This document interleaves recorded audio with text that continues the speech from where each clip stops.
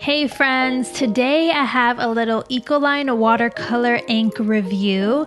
So these are the Ecoline Watercolor Inks. I've shared them on my channel before and on my TikTok, and they have just been amazing, and I wanted to share them with you guys and do a little proper review. But before that, if you're new here, my name is Fabiola. I'm an illustrator and podcaster, and on this channel I like to share everything about my creative career.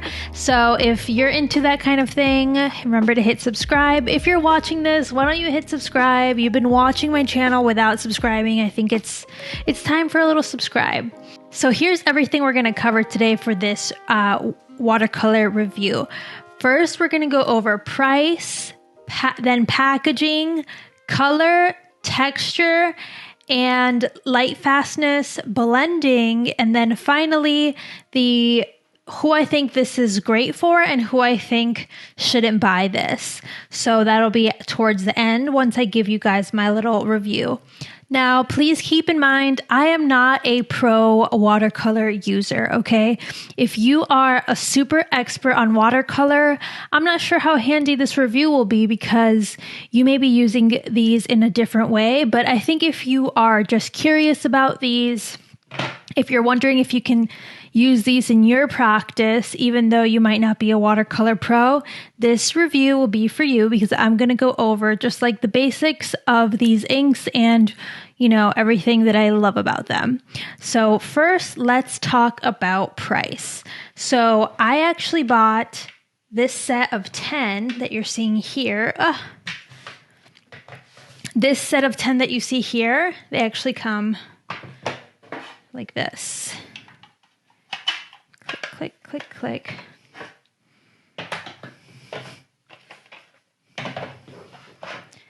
This set of 10 that you see here, I actually bought off of Amazon for $41.42. That's 10 colors.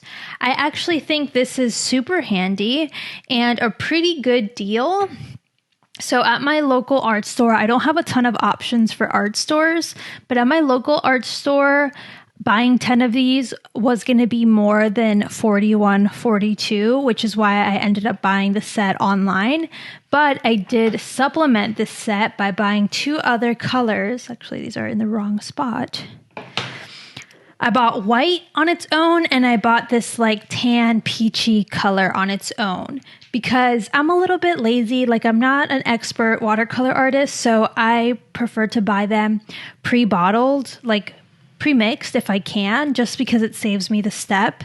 Plus, if I want to draw or paint something bigger and I have the bottle already, you know, mixed, I can get an even lay. I can evenly use that color without running out of it. And then when I mix it again, I might mess it up. Anyway, sorry for that rant. So I really think that they're pretty affordable for the price. 10 colors for like $40. I do think like there are more expensive and cheaper watercolors out there. So that's up to you. You can get a palette, like a dry palette for less. You can get like jelly watercolors and jelly gouache for less.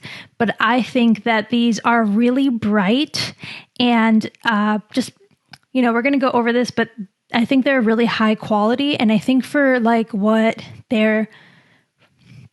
for the kind of watercolors that these are and like the competitors to it, they're pretty well priced. There are some that are like in line with this range that are more expensive. I just love how vivid these are. And so I think they're great. Okay, now let's talk about the packaging. So first off, this set of 10 that I bought, I love these little plastic trays. Like, are they the most eco-friendly? No, it's plastic. They're not like glass trays or something. But I do think that they're handy because then you can stack them, so it's easier to kind of put them away.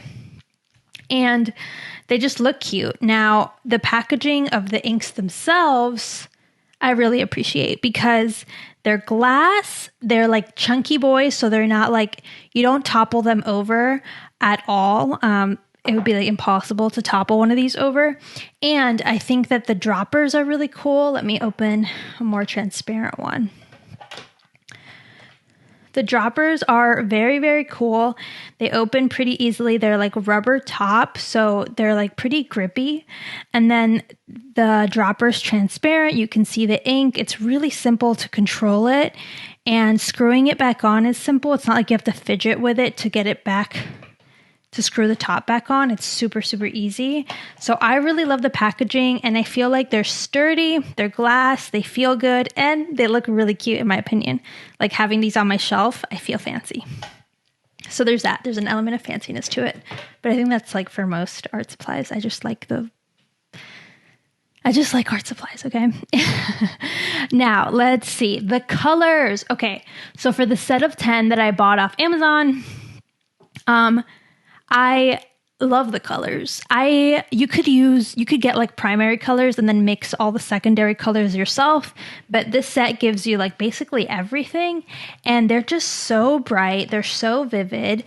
And something that I think is really worth mentioning is that because they're watercolor, they're transparent, okay? So if you use gouache, you'll notice that it's very thick and you can cover other colors on top of each other. You can layer really easily with gouache.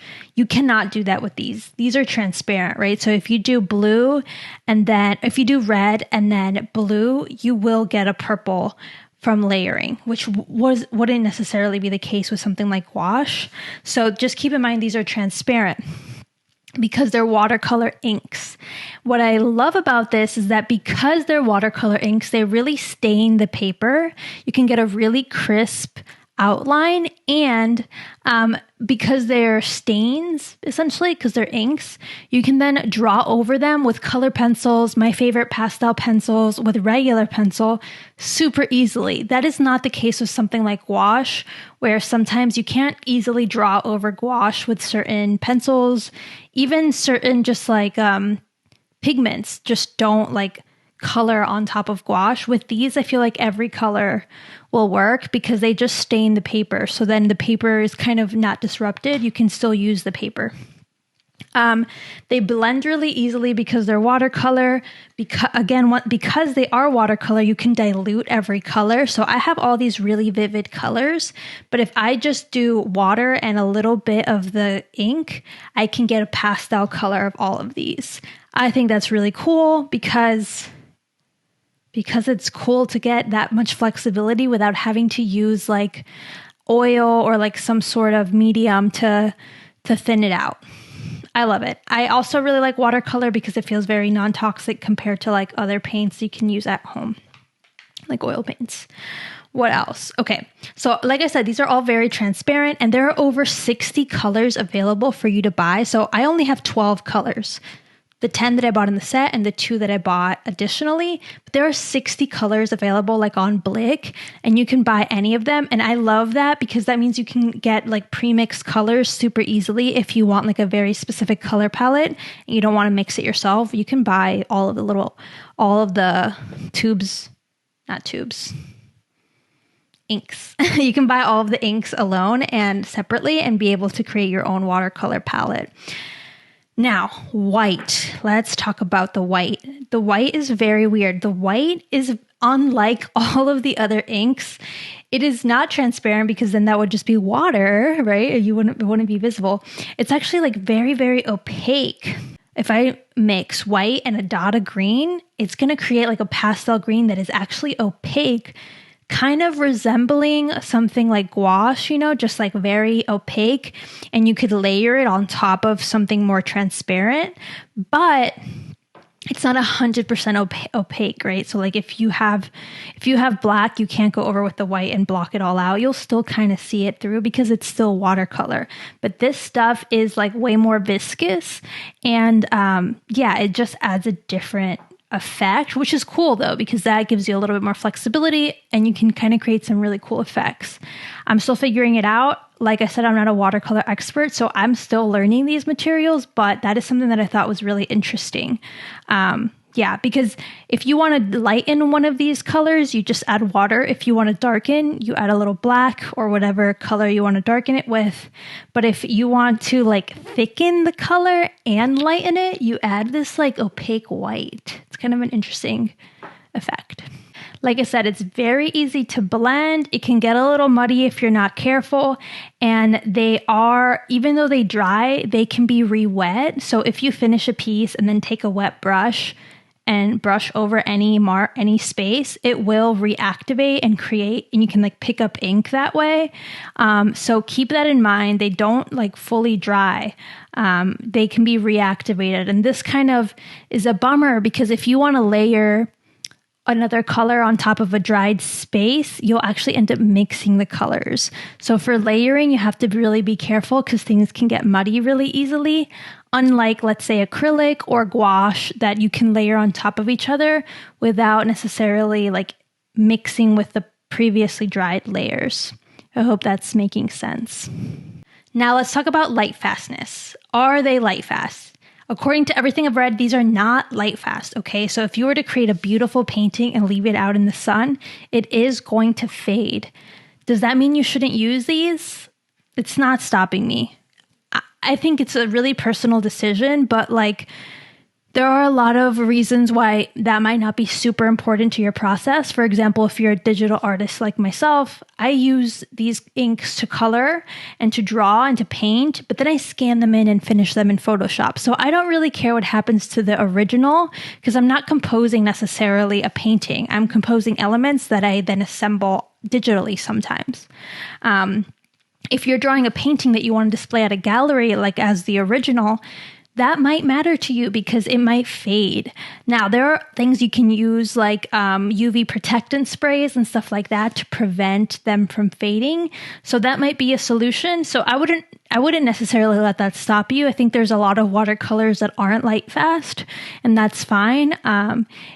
There are acrylic inks that are light fast that you might want to use, but they're not going to be as vivid as these. So the reason I continue to use these is because I love the texture. They're so transparent. And I love how bright and fluorescent and vivid they are. I can't seem to recreate that with any other line. So that's why I'm going to keep using these, even if they are not, you know, the sturdiest materials that are going to last 200 years in perfect condition. They might fade. I don't think that really bothers me personally too much. And if I was going to create like a painting that I wanted to really last, I would just use a UV spray, protectant spray to maintain the brightness of that specific piece. So that's kind of my workaround with that. I wouldn't really let that stop you. There's a lot of art materials that aren't light fast that people still use, and it's fine. Overall, I think that if you really like using bright, vivid colors, these watercolor inks are for you. And I also think if you use mixed media a lot, so you like to use watercolor and then another material on top of it, these are awesome because they basically stain the paper and they don't really affect the surface of the paper too much. So you can draw over it super easily. The one caveat I would say is the white. The white, because it's opaque, it does kind of layer on the paper and could create a bit of a weird texture to draw on top of, but I think you could work around it.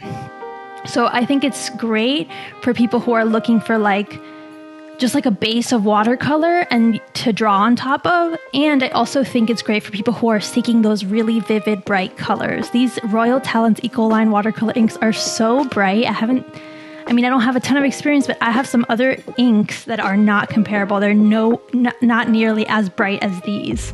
So keep that in mind. If you want really bright inks, these are amazing. And these are not for someone who wants to create huge paintings that are light fast for a gallery. I don't know, maybe these aren't for you.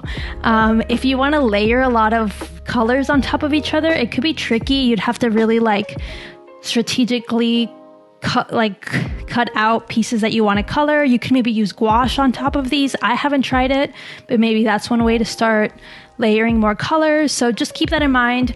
I really think these are really beginner friendly, really great if you want to lay even patches of color. And if you just want 60 available colors to buy from that you can create your own custom color palette, I think these are really cool, really good price point. Again, that's just my perspective on these, and I hope you enjoyed this review. Let me know if you have any questions in the comments, and remember to subscribe to my channel for more reviews, more art, studio vlogs, and more creative career stuff, I suppose. But thank you friends for watching. I hope this was helpful.